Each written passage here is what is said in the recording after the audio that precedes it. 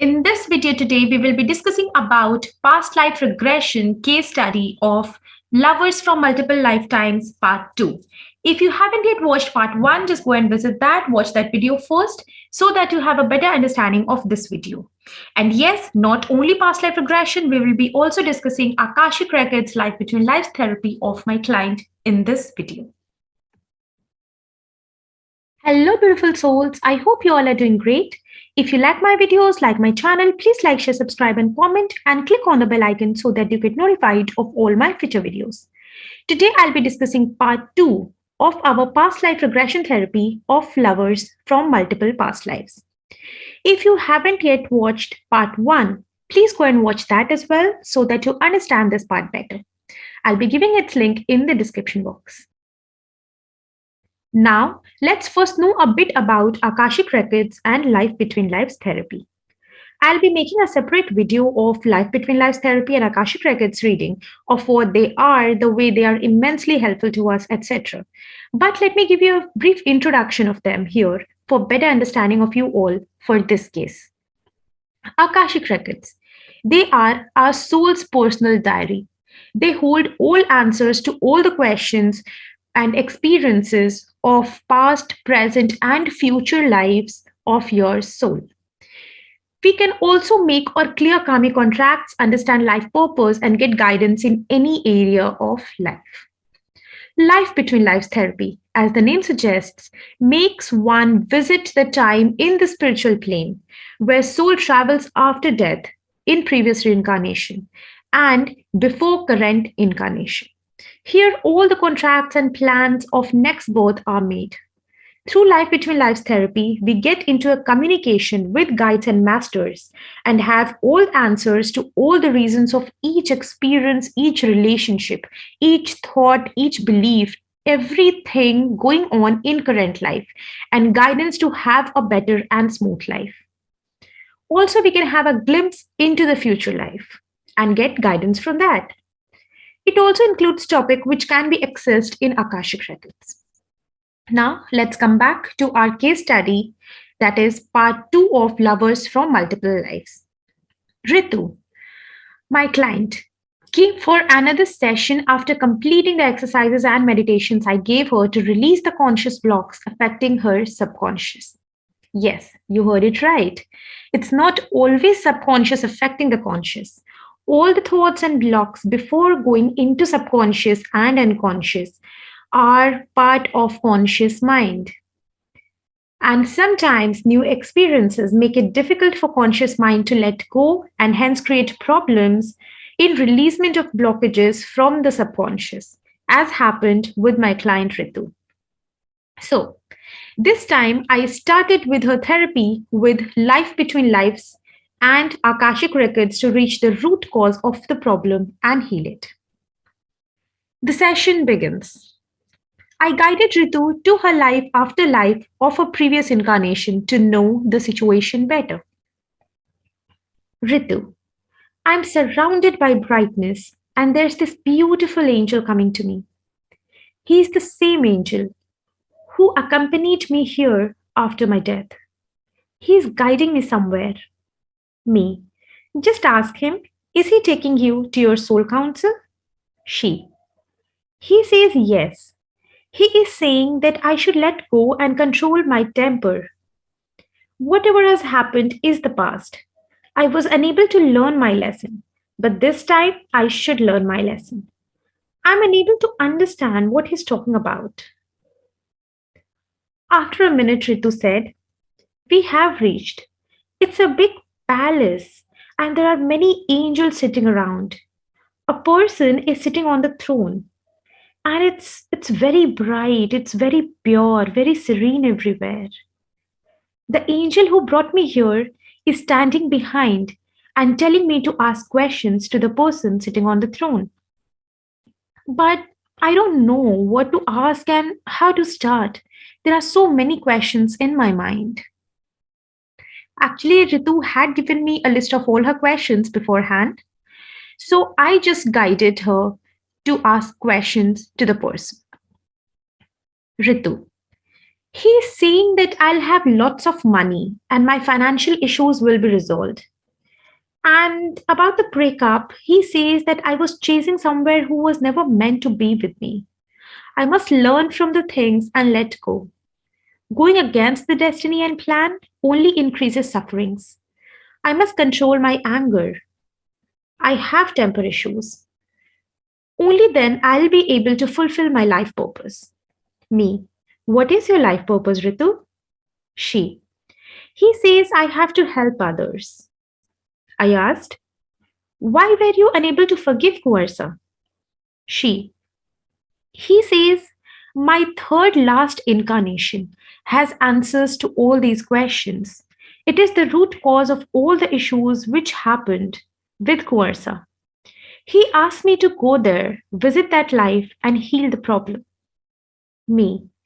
Does he have any other messages for you before we proceed? She. Yes. He says I need to stay careful of someone, most probably a lady, who might make my journey difficult. We asked few details of this lady and few other questions before departing. Me. Do you need to meet your soul family as well? She. He says it's not required. My third last incarnation has answers to everything. And he's so caring and loving. I can feel this inner peace while talking to him. I can feel the energy of love and compassion as he speaks. He's wishing me all the best. She was then guided back to the place where we had started by the same guide who accompanied her to the council. Now we started past life regression therapy of Ritu, and I guided her to her third last incarnation. Ritu. I see myself in a village of Andhra Pradesh, and it's early 1500s. Yeah, it's I guess 1501, and I'm a young girl wearing a white colored lehenga blouse with chunni. She also gave details of the village, and to my bad, I didn't note down the things back then, so I completely forgot the name. All I remember is it started with the alphabet A, and it is a small village near the city of Vishakhapatnam. If anyone knows of such place, please do comment below, and I shall definitely remember seeing the name. And yes, the village still exists after approx 500 years. Okay, so Ritu further said, I'm about to get married, but my father doesn't want this to happen. He was my dad in my current life too. And she got so emotional seeing him again. She said, Dad says the groom is not a good man. I won't be happy there. But he has agreed for this marriage only because of my adamance. I guided her to the next important event. Ritu. I'm married. Everything is fine. My husband is the same man, my ex boyfriend of my current life. Oh God, why does this man pop up everywhere? And this actually made me chuckle. And it still does, especially the way she said it. Anyways, she said further, he loves me a lot, but I don't like him now. I regret marrying him. Me. What has made you think so, Ritu? Ritu. His sister in law. She is way too friendly with him, and I can't see him getting close to anyone. I'm a bit possessive about him. I have explained this to him multiple times, but he says he only respects her as his elder brother's wife. But I know she's not a good woman. She deliberately does this because she didn't want him to get married to me. And she wants to create problems among us. Me. What energies do you sense of your husband? Is he loyal to you? She. Yes, he is. This is why I feel bad after getting angry on him. He always explains me in a calm and loving way. Me. Then what makes you feel angry and doubt on him? Ritu.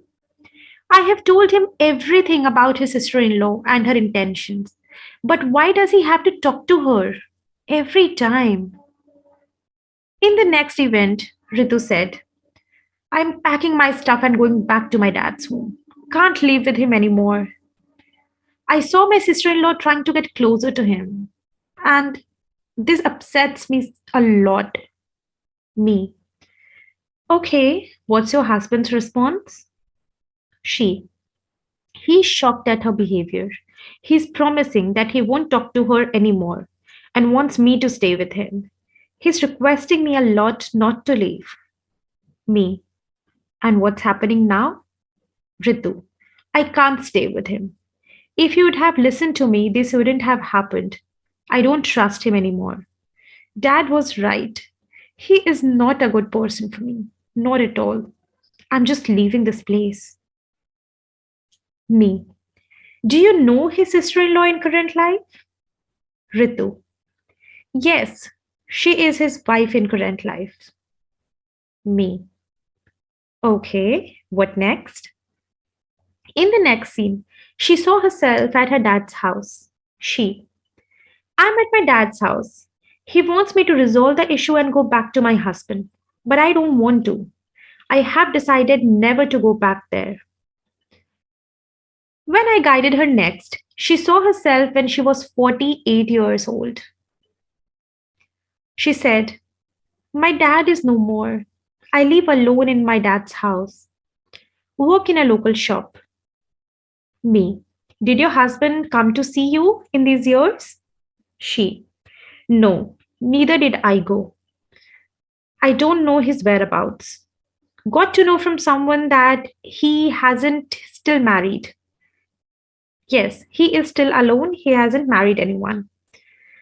I'm not sure. Maybe he misses me and this is why he didn't get married. I think of going back sometimes, but why should I take the first step, especially if it was his fault? Maybe he doesn't love me and this is why he never came to see me. I cannot forgive him. I just want to don't talk about him anymore. Me. Okay, move ahead and see what happens next. Ritu. I'm standing outside my shop. I saw him now with his sister in law. They were going somewhere in a car. Me. A car? What year it is, Ritu? She. It's 1536. I'm yeah, it's not a car exactly, but it resembles car in its shape. It's something different, but yeah, resembles a car somewhat in its shape.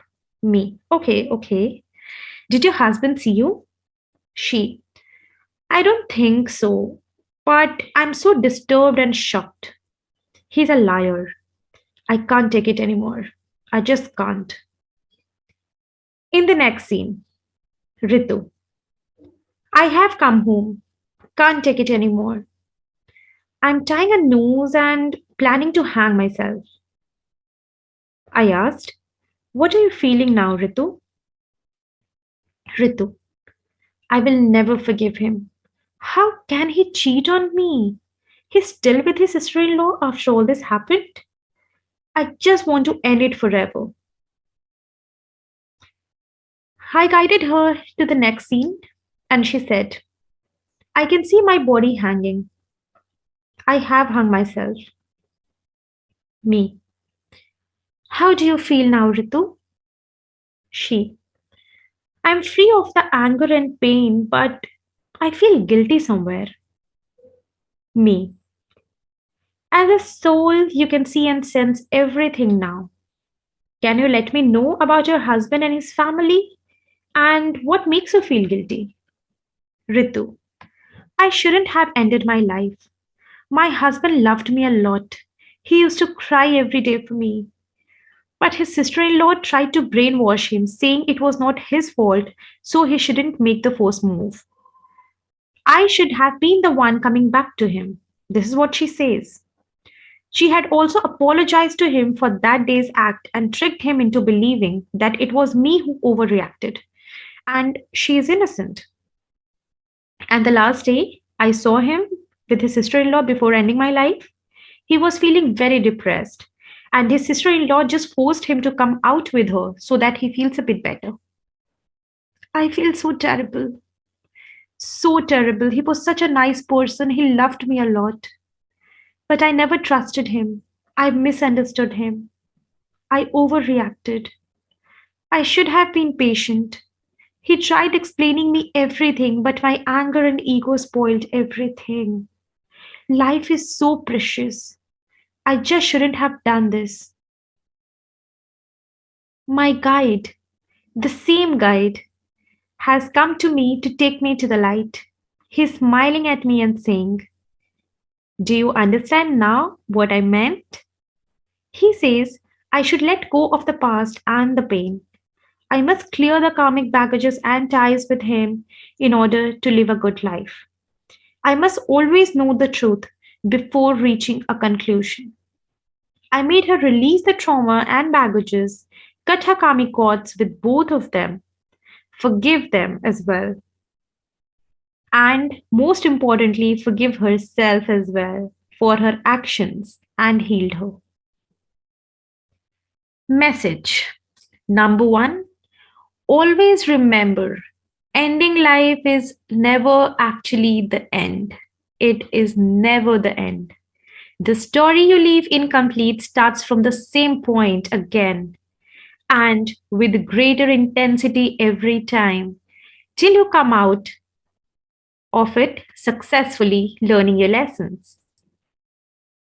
Ritu created a karmic bond with her husband, and her mistrust and her misunderstanding worsened it.